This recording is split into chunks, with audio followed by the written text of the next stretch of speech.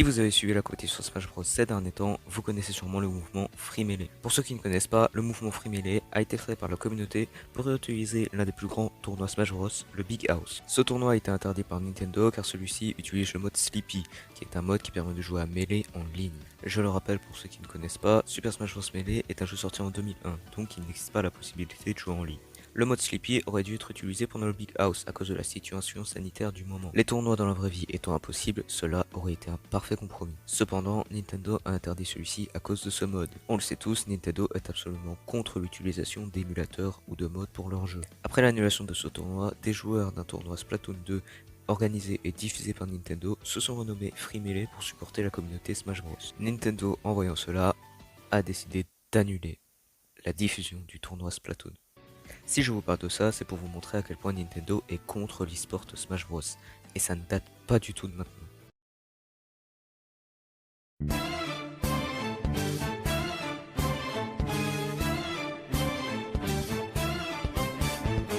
Certaines branches très connues de l'esport ont voulu organiser des tournois Smash en collaboration avec Nintendo. Parmi elles, nous trouvons E-League, celle qui a réussi à amener Counter-Strike, Street Fighters et bien d'autres à l'énorme chaîne de télé ESPN. Mais Nintendo leur ont seulement autorisé à retransmettre le tournoi Ultimate Invitational se déroulant à l'E3 2018. Le tournoi était vraiment pas ouf et il n'y avait même pas d'enjeu. Nous avons aussi HTC. Ils avaient organisé un tournoi s'appelant HTC Throwdown et qui avait extrêmement bien marché. Voyant le succès de ce tournoi, ils ont voulu organiser un très grand circuit avec le plus grand enjeu qu'on aurait jamais vu. Nintendo les ont plutôt redirigés pour sponsoriser un énorme circuit organisé par Nintendo en collaboration avec Twitch. Mais parlons-en de ce fameux circuit avec Twitch. Le circuit était censé se dérouler en 2015 avec comme jeu Smash 4 et Melee. Le plus gros était censé être financé par Twitch et devait être le plus grand circuit qu'on avait jamais vu sur Smash. Mais Nintendo a ignoré les relances de Twitch pendant des mois.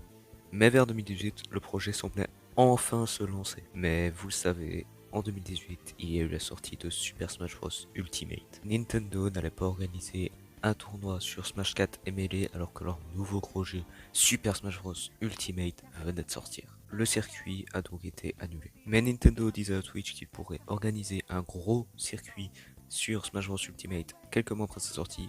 Maintenant nous sommes en 2020 et rien n'est arrivé. ESL. ESL a voulu lancer un circuit, voire une ligue sur Smash Bros en collaboration avec Nintendo, mais Nintendo a juste ignoré les propositions de ESL. Après plusieurs tentatives, toutes résultant à une non-réponse de Nintendo, cette idée fut abandonnée. La chose intéressante ici, c'est que Nintendo était d'accord pour lancer une scène e-sport Splatoon 2 avec ESL, mais n'était pas d'accord pour Smash Bros.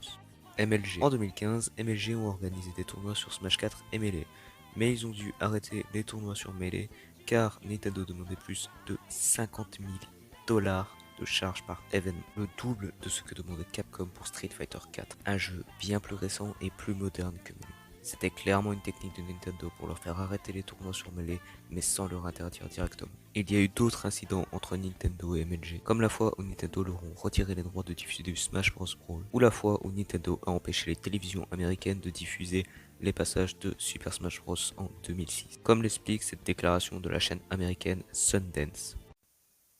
Veuillez m'excuser si j'ai du mal à lire la déclaration, c'est juste qu'il est actuellement 4h du matin et lire un grand texte comme ça à cette heure-ci, c'est compliqué. Nous savons très bien que la communauté Smash est autant enthousiaste que nous que de suivre le tournoi et de voir leur jeu préféré représenté sur la plus grande scène du gaming. Cependant, je suis désolé de vous dire que nous ne pourrons pas diffuser un direct sur Smash à Orlando ce week-end.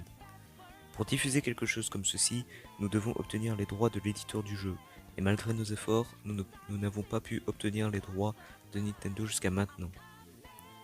Nous avons continué de négocier jusqu'à la fin en espérant obtenir les droits de diffusion, mais ça n'est pas arrivé.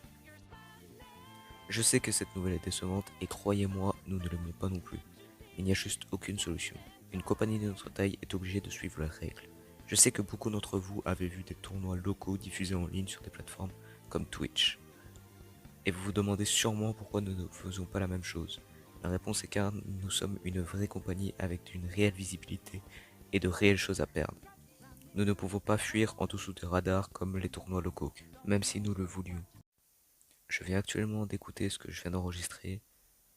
Faut que j'arrête de lire des grands textes à 4h du matin. Je pense que c'est clair que Nintendo ne veut pas de scène compétitive sur Smash, mais il garde quand même les gens en espérance. La scène compétitive a de l'influence, comme en 2013 quand les voix organisaient un concours pour intégrer un jeu à leur événement. La communauté ayant rapporté le plus de dons pour une association contre le cancer du sein aura son jeu représenté à l'Evo. Bien évidemment, la communauté Smash Bros a gagné en ayant rapporté plus de 100 000 $ pour l'association. Cependant, Nintendo s'est dressé contre l'apparition de Melee à l'Evo, mais après une guerre contre eux sur les réseaux sociaux, Nintendo a finalement donné son accord. Moi-même, je n'ai acheté qu'une Switch que pour Smash, grâce à la scène compétitive. Voir les parcours incroyables de certains joueurs, ça donne envie de s'y lancer. Et donc de rapporter de l'argent à Nintendo. Et détruire la scène compétitive d'un coup, se donnerait une mauvaise pub pour Nintendo. Donc ils préfèrent garder l'influence de la scène, tout en l'empêchant de grandir. Merci d'avoir regardé cette vidéo. Elle a un peu de retard sur les événements du Free Melee et je m'en excuse. Ma source principale se trouve dans la description si vous voulez plus de détails sur le sujet. Et vous pourrez aussi trouver certaines choses dont je n'ai pas parlé dans la vidéo.